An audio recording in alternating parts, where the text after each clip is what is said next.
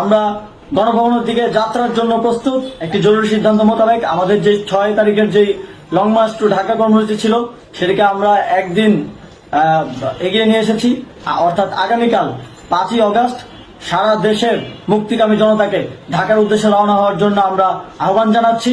যারা পারবেন, যাদের পক্ষে সম্ভব হবে, আজ রাতেই আপনারা ঢাকার উদ্দেশ্যে রওনা হয়ে যান।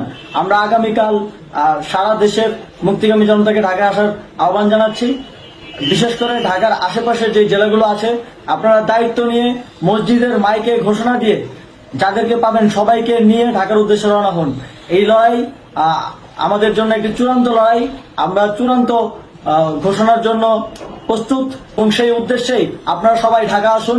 আমরা আপনাদের সবাইকে নিয়ে আমাদের চূড়ান্ত দাবি আদায়ে এগিয়ে যাব। আমি জানি না সমন্বয়করা আজকে রাতে বেঁচে থাকতে পারবে কিনা, কিন্তু আপনাদের উপর আমরা এই দায়িত্ব দিচ্ছি। আপনারা সবাই নিজ দায়িত্বে ঢাকায় আসবেন আগামীকাল, এবং পরশু পরিস্থিতি বিবেচনা করে পরশু গণভবনের দিকে 4 দিক থেকে আমরা রওনা হব। আমরা খুব আতঙ্কের সাথে লক্ষ্য করছি যে ছাত্রলীগ, যুবলীগ এবং আওয়ামী লীগের গুন্ডারা পুলিশের অস্ত্র দিয়ে পর্যন্ত সাধারণ জনগণের উপর হামলা করছে। কিন্তু একটি সুখের খবর হচ্ছে, সারা দেশের বিভিন্ন স্থানে সেনাবাহিনী ছাত্র জনতার পক্ষে দাঁড়িয়েছে। আবার কিছু কিছু জায়গায়, যেমন মিরপুর ও মোহাম্মদপুরে, সেনাবাহিনী ছাত্র জনতার বিপক্ষে দাঁড়িয়ে গুলি চালাচ্ছে। আমরা সেনাবাহিনীর প্রতি আহ্বান জানাতে চাই, আপনারা এদেশের নাগরিক এবং আপনারা এদেশের নিরাপত্তার দায়িত্বে আছেন, এদেশের জনগণের যানবাহনের নিরাপত্তার দায়িত্বে আছেন। আপনারা দেশের পক্ষে এবং দেশের জনগণের জন্য কাজ করবেন। কোনো খুনি সরকারের জন্য, কোনো খুনি রাজনৈতিক দলের জন্য কাজ করবেন না। এটি এদেশের জনগণ আপনাদের থেকে প্রত্যাশা করে। আমাদের এই আন্দোলনে সম্পূর্ণ সমর্থন দিয়ে হয় নিরপেক্ষ থাকুন, অথবা এই খুনি বাহিনীকে, সরকারের খুনি বাহিনীকে প্রতিহত করুন, তাদেরকে যথাযথ শাস্তির আওতায় নিয়ে আসুন। যে কারফিউ সরকারের পক্ষ থেকে ঘোষণা করা হয়েছে, আমরা স্পষ্টভাবে বলতে চাই, সেনাবাহিনী এই ধরনের কোনো কারফিউ বাস্তবায়নের জন্য মাঠে না নামে।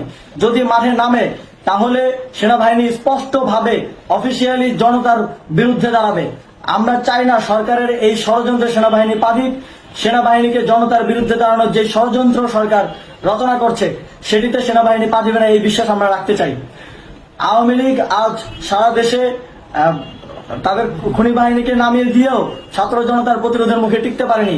রাজপথের পরাজিত শক্তি হিসেবে তারা সেনাবাহিনী সহ অন্যান্য বাহিনীকে আমাদের বিরুদ্ধে কাজে লাগানোর চেষ্টা করছে।